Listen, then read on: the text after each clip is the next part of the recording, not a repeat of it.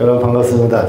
안녕하세요. 네, 오늘 강연을 해보도록 하겠습니다. 이 4월 10일 날은 올해 갑진년인데 용의 해에 용의 달에 용의 날이에요. 재밌죠? 4월 10일에는 좋은 사람이 많이 되고, 여러분 이번 선거는 도대체 무슨 선거일까를 보면은 윤석열 정부가 3년이 되는 해인데 이 3년에 대한 중간평가다 이렇게 보시면 제일 쉽겠죠. 중간평가를 하는 선거다. 그러면 중간평가는 지금 어떻게 되고 있냐? 많은 국민들이 볼 때는 잘 못한다 60%. 이 자리에 계신 분들은 훨씬 더 높겠지만 일반적 국민들은 60%다. 근데 뭐를 잘 못하냐? 경제가 문제다. 경제가. 점점 더 우리가 지금 코로나 때보다 장사가 더 안 된다는 분이 훨씬 지금 많아지고 있죠. 이 경제가 문제다. 사실 먹고 사는 게 제일 큰 문제잖아요. 두 번째로는 대통령이 너무 국회를 무시한다. 일방적으로 한다. 그래서 이 거부권을 너무 행사가 잦다. 두 번째. 그 다음 세 번째로는 외교에서 뭔가 이게 남북 문제가 불안하고 미국 문제도 불안하고 뭔가 이 나라가 불안하다. 그래서 많은 국민들이 차마 말을 입 밖에 못 내서 그렇지 이러다가 무슨 나라에 무슨 변고가 있는 거 아닌가라는 그런 두려움을 지금 가지고 있죠. 그리고 또 하나는 도대체 뭐냐면 국민의 말을 안 듣는 것 같다. 자기 마음대로 하는 것 같다. 이것 때문에 60%가 현재 이번에는 우리가 혼을 내줘야 되겠다. 이런 생각을 하고 계십니다. 자, 그런데 저는 제가 강원도 평창이 고향인데 제가 평창 동계올림픽 때문에 전 세계 많은 나라를 가면서 득표 운동을 해봤는데 이번에 엑스포 유치의 실패는 이 정부의 현 주소를 단적으로 보여요.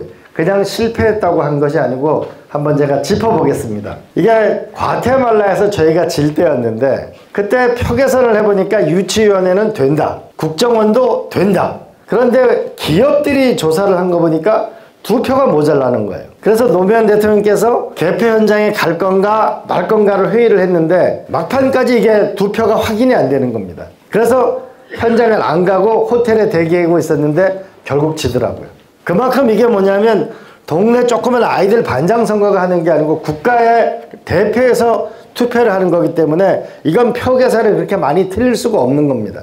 그런데 우리의 첫 번째는 어떻게 되냐면 대한민국 29표. 당초 예상했던 것, 그 다음에 사우디아라비아가 119표, 그 다음에 이태리가 17표라는 게 나왔는데 이때 우리가 근데 한 번쯤 뭐가 문제였던가 보면은 세계를 보는 눈이 없었던 것입니다. 왜 세계를 보는 눈이 없었나? 우리는 중국에 대해서 계속 뭐냐면 자극적인 발언을 했죠. 그리고 이란에 대해서도 우리가 자극적인 발언을 했죠. 그런데 사우디하고 이란은 오랜 사이가 안 좋은 나라인데 그 두 나라가 중국에서 합의문을 발표하게 됐죠. 그러면서 이슬람 권력은 하나가 된 거고 중국이 사실 우리 편을 안 들어준 거죠. 그러다 보니까 아프리카에서 사우디아라비아가 몰표가 나와버린 거죠. 세계를 보는 눈이 없었다. 이게 가장 중요해요. 올해 전 세계에 40개 나라에서 선거가 있습니다. 미국 대통령 선거가 있죠. 일본 선거 있죠. 우리 선거 있죠. 얼마 전에는 대만 총통 선거가 있었죠. 세계를 보는 눈이 없었다. 이제 대한민국은 전 세계 12국가이기 때문에 전 세계를 보고 우리가 외교를 해야만 우리가 살 길이 열리는데 세계를 보는 눈이 없었다. 두 번째로는 바른말 하는 사람이 없었다. 이 벌거숭이 대통령이 이 정도 뭐냐면 29표 정도 나올 정도면 119대 29면 이거는 충분히 안 되는지 누구나 다 알고 있었던 거예요. 그런데 누구도 바른말을 안 한 거죠.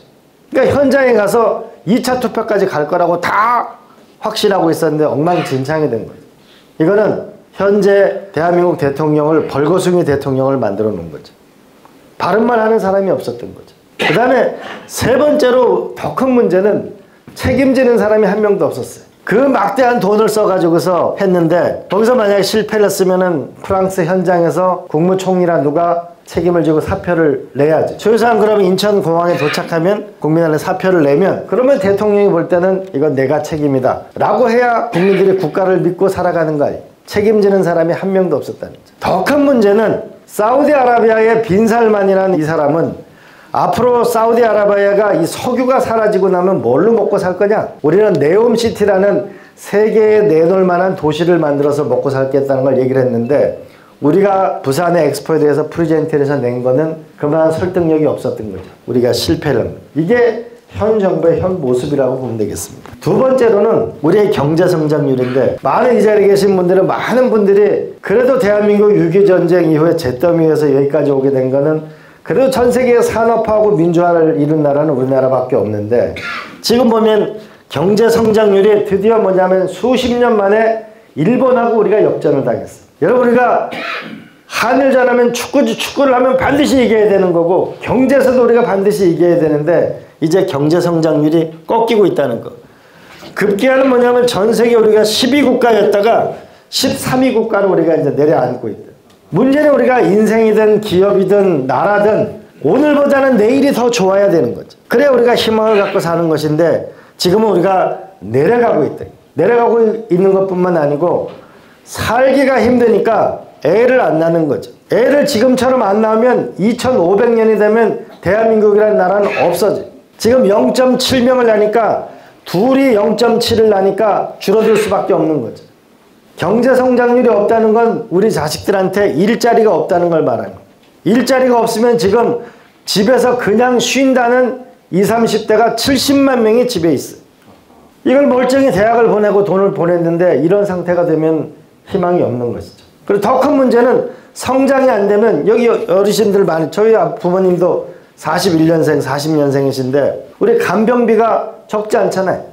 왜냐하면 과거에는 70이나 75세면 이게 평균 수명인데 이제는 여기 계시는 웬만 분 아니면 이제 다 100세까지 갑니다. 자, 그럼 65세에 정년을 하고 100살에 돌아가시면 35년 동안 먹고 살 게 있어야 되죠.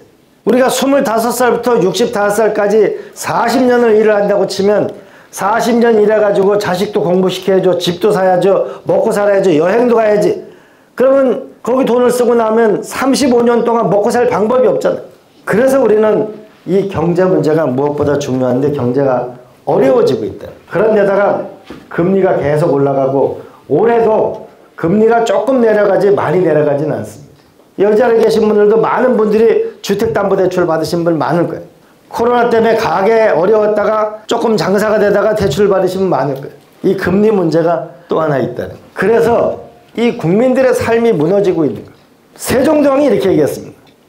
임금에게는 백성이 하늘이고 백성에게는 쌀이 하늘이라고. 먹고 사는 게 제일 중요한 거예요. 사람. 경제가 제일 중요해요. 그런데 지금 같은 경우에는 청년들이 일자리가 없고 그래서 70만 명이 놀고 있어요. 더욱 문제는 노인 빈곤율이 우리나라가 전 세계 1등입니다. 왜 그렇게 되냐면은 저희가 7남매거든요. 저희 아버님이 강자 원자 이름을 쓰세요.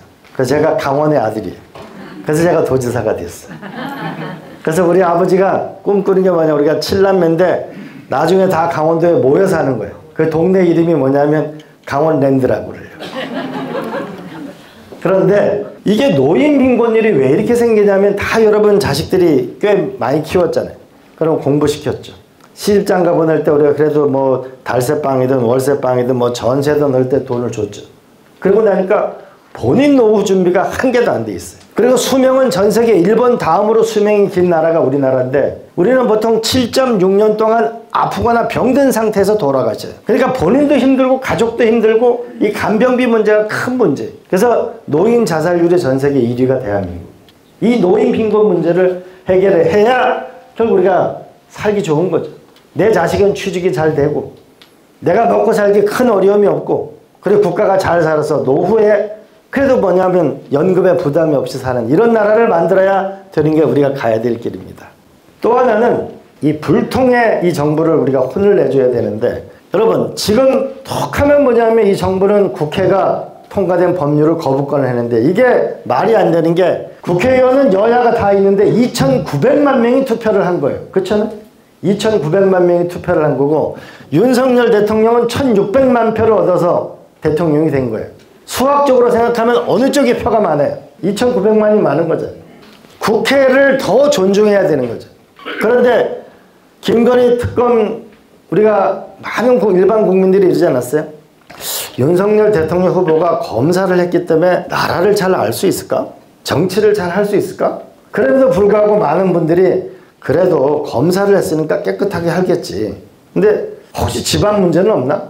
그럴 때 김건희 여사 얘기가 나왔을 때 그때 사과를 했잖아요. 조용히 살겠다고.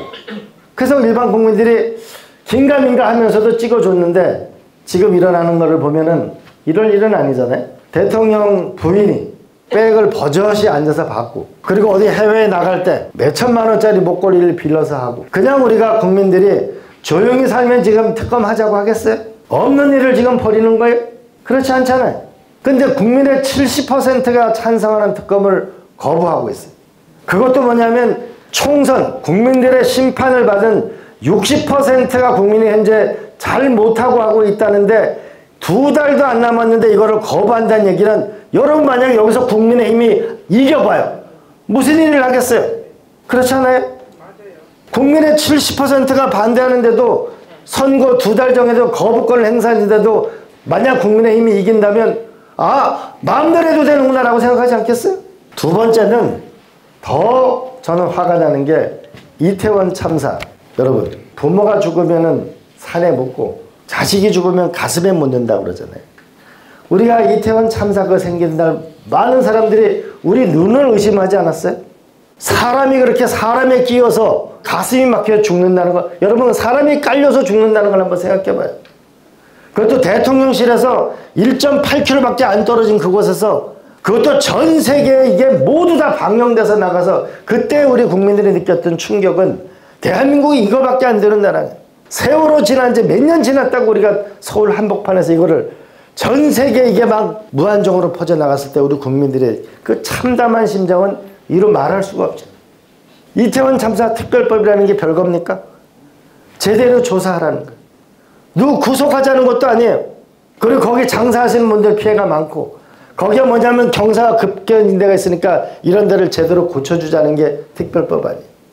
가족을 잃은, 자식을 잃은 부모가 무슨 죄가 있어서 1년이 넘도록 이 길거리를 방황하고 국회가 통과를 안 시켜주니까 그 추운 날 오체 투진해가지고 그 절을 하면서 국회를 돌아다니고, 이게 무슨 나라예요?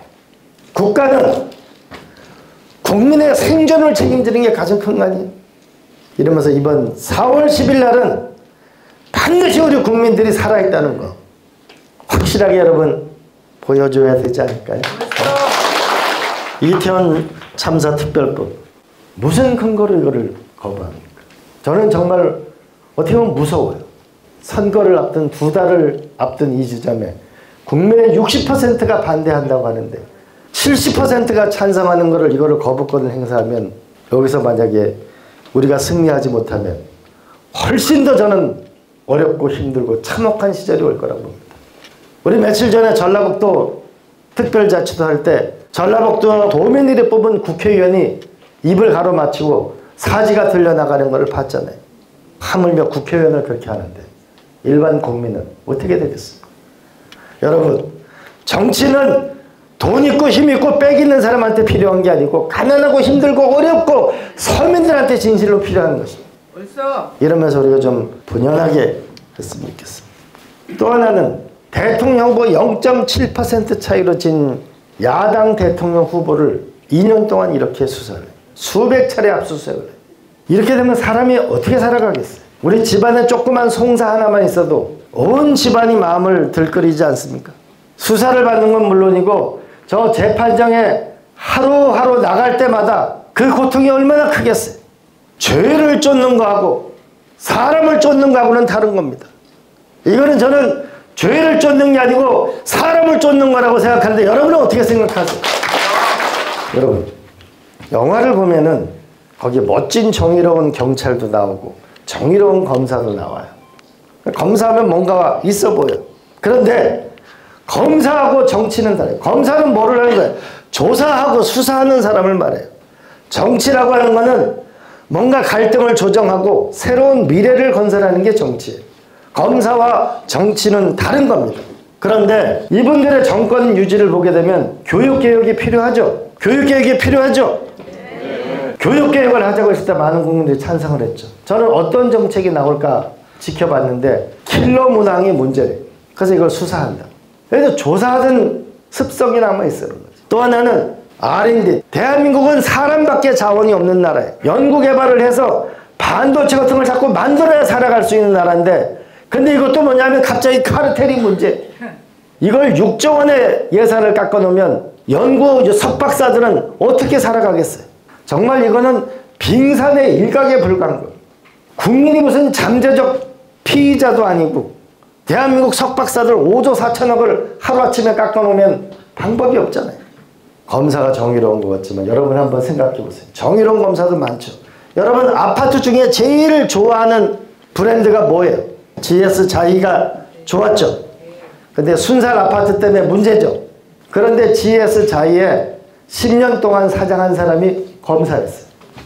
주택부문 사장한 사람이 검사였어요. 검사는 검사가 잘하는 일이 있는 거예요. 판사는 판사가 잘하는 일이 있고. 그런데 지금은 영화 제목 보면 우리 두사부일체라는 거 있죠. 지금은 검사부일체. 검사가 입법부도 있고 사법부도 있고 국민권익위원회도 있고 방송통신위원회도 있고 금융감독원장도 하는 이런 세상을 만들어가지고는 우리의 미래가 오는 거예요. 여러분 또 하나 많은 국민들이 화를 나는 거는 지금 장관 중에 여러분 이름 기억나는 사람 있어요? 없어요. 우리가 국회를 패싱한 장관이 24명이고 장관급 후보자가 5명이 낙선을 했어요. 대통령의 세크레터리가 비서가 장관이에요. 그럼 여기에 훌륭한 사람들이 와야 되는 거 아닙니까? 그렇지 않아요? 장관이 와야 되는 거죠. 그런데 이 장관, 대한민국의 경제를 살리겠다고 하고 산업부 장관 시켜놓은 지 4개월 만에 수원에 출마하라고 내보내면 그게 무슨 경제를 살리자는 거예요? 안 그래요? 장관을 제대로 해야 되는데. 근데 이런 낙마가 많이 일어나는 거는 누군가 인사는 추천하고 누구는 검증하는 거 아니에요? 그죠? 그럼 추천에 문제가 있든지 검증에 문제가 있는 거 아니에요? 그렇지 않아요? 그럼 검증 책임자가 누구였어요? 법무부에서 한동훈 장관이 하는 거 아니에요? 그렇지 않아요? 근데 여러분 한 번이라도 사과를 들어본 적이 없죠? 그 다음에 우리가 한번 보세요. 그 노무현 대통령 시절에 이런 일이 있어요. 노무현 대통령이 되셨어요. 참모들한테 여러분 우리가 미국이 살 수 있어요? 없어요? 각자 발제를 합시다. 회의 결과 미국과 잘 지내야 됩니다. 그러니까 미국과 잘 지냅시다. 어떻게 잘 지내죠? 미국이 하자는 대로 하면 잘 살아가는 거예요? 우리 계획은 뭐죠? 그래서 생긴 게 한미 FTA라는 거예요. 처음에 우리가 반대도 있었는데 그 뒤에 어떤 한미의 무역 규모가 66%가 늘었고 오히려 미국이 재협상을 하자고 우리한테 요구하고 있죠. 그런데 윤석열 대통령 미국 갔어요. 그래서 한국 기업들이 72조 원을 한국에 72조 원을 넣으면 우리들 자식들 일자리라도 생길 건데 미국에 72조 원을 넣었어요. 자, 그럼 우리한테 무엇을 얻었어요? 무엇을 얻었니? 날리면요. 날리면. 저분한테 박수를 하는 거예요. 외교라고 하는 것은 전쟁을 막기 위한 인류의 가장 고도의 정치 행위를 외교라고 합니다. 근데 미국도 2개의 미국이 있습니다. 자, 트럼프 대통령이 며칠 전에 1차 경선에서 꽤 높은 성적을 얻었어요.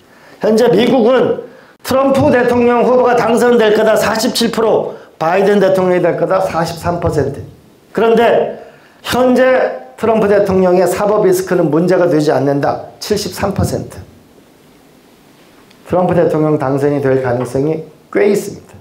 우리는 IRA 때문에 보조금을 전기차 보조금을 준다고 해가지고서 미국에 공장을 짓는다고 했는데 트럼프 대통령 후보는 뭐라고 얘기하냐면 전기차 보조금을 주는 거는 광기의 병이다.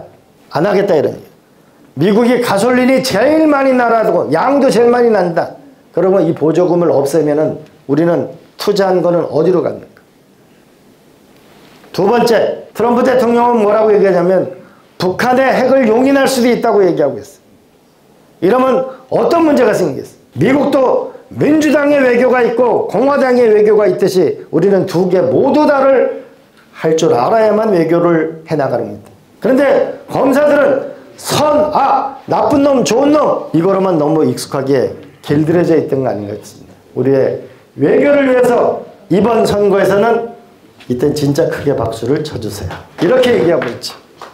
미국에는 가솔린이 무한하고 다른 어느 나라보다 많다. 트럼프 행정 2기 첫날부터 이렇게 하겠다 하고 있죠. 또 하나는 미국 공화당 지지자의 70%, 민주당 지지자의 30%가 이제 미국도 살기 힘드니까 아메리카 퍼스트! 미국부터 먼저 먹고 살자. 대외 문제에 자제하자. 즉 우크라이나 전쟁 지원을 많이 하는 것에 대한 반대 여론이 높습니다. 그럼 어떤 일이 생겨요? 러시아가 유리한 지위에 속하게 되죠. 그러면 어떤 일이 생겨요? 우리가 러시아 공장 다 철수했잖아요.